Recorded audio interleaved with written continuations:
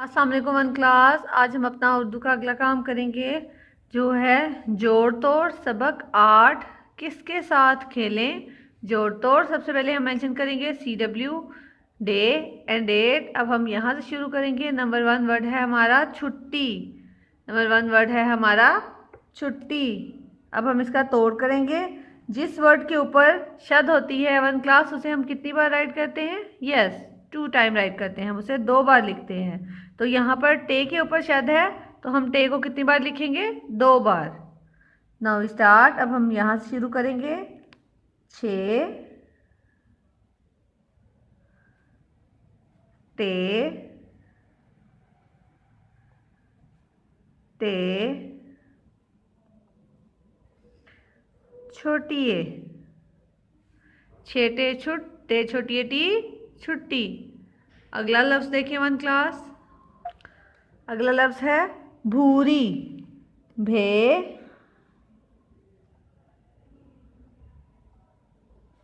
Wow भू रे छोटिए री भूरी। अगला लफ्ज है हमारा पेड़। पे बढ़िए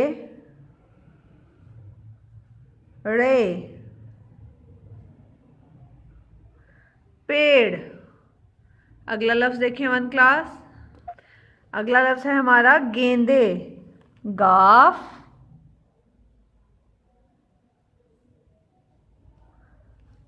बढ़िए नून दाल बढ़िए गेंदे। अगला लफ्ज है हमारा झटपट। झे टे झट पे टेपट झटपट। अगला लफ्ज है हमारा चंबेली। चे